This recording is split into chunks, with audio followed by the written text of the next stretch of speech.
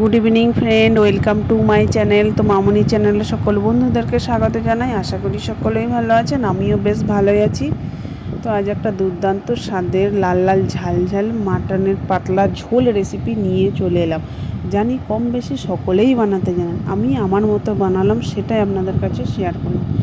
এখানে 1.5 KG mutton ভালোভাবে ধুয়ে নিলাম।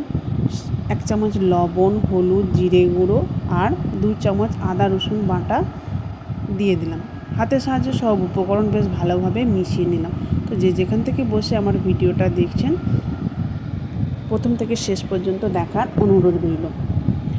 এরপর কড়াইতে সরষের তেল দিলাম 50 গ্রামের মতো, দিয়ে দিলাম 1 চামচ চিনি। চিনিটা দিলে বেশ কালারটা কিন্তু দারুণ আসে। চিনিটা যখন তেলের উপরে ভেসে উঠবে, এলাচ, লবঙ্গ, তারপর দিয়ে দিলাম পেঁয়াজ। এখানে 3টে মিডিয়াম সাইজের পেঁয়াজকে কুচিয়ে রেখেছিলাম, দিয়ে দিলাম 2টো মিডিয়াম সাইজের টমেটো, 4টে কাঁচা লঙ্কাকে চিড়ে রেখেছিলাম, সেটাও দিয়ে দিলাম।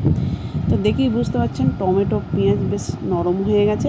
এরপর দিয়ে দিলাম আদা রসুন বাটাটা 2 চামচ করে হবে, দিয়ে দিলাম। আদা রসুনের কাঁচা গন্ধটা চলে গেলে এরপর দিয়ে দিলাম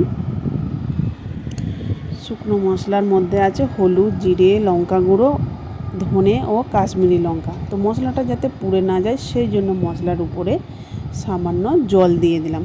তো আঁচটা লো টু মিডিয়াম আঁচে রেখে আমি মশলাটা বেশ ভালো মতো কষিয়ে নেব। তো মশলাটা কষানো হয়ে গেলে ম্যারিনেশন করে রাখা মাটনটা দিয়ে দিলাম।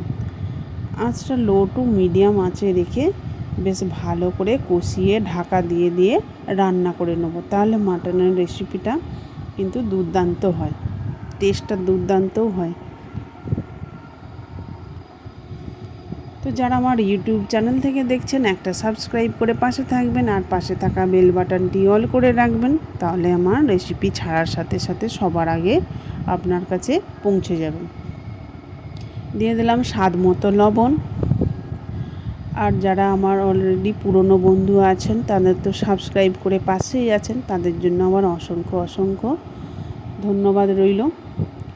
তো উপর থেকে দেখতেই পাচ্ছেন তেল ভেসে উঠেছে, তার মানে আমার কষানো প্রায় বেশ ভালো মতোই হয়েছে, ঠিকঠাক হয়েছে। এরপর এটাকে আমি প্রেসারে দেবো। প্রেসারে দিলে বেশ ভালো সিদ্ধ হয়ে যাবে, টেস্টটাও কিন্তু দুর্দান্ত হয়। এরপর মাটনটা দেখুন আমি প্রেসারে পুরোটাই নিয়ে নিলাম। অফ ক্যামেরায় আমি আলুটা ভেজে রেখেছিলাম, সেটাও দিয়ে দিলাম। এরপর দিয়ে দিলাম গরম জল। ঠান্ডা জল দিলে কিন্তু ততটা টেস্ট হয় না, গরম জল দিলে খাসির মাংস বেশ দারুণ দুর্দান্ত টেস্ট হয়। তো 3-4টে সিটি দিলাম, দেখুন কতটা সুন্দর লোভনীয় হয়েছে।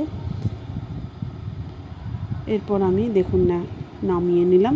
গরম ভাত, রুটি, পরোটা সবের সাথেই খেতে কিন্তু দুর্দান্ত লাগবে। ভিডিওটা শেষ পর্যন্ত দেখার জন্য অসংখ্য ধন্যবাদ রইল।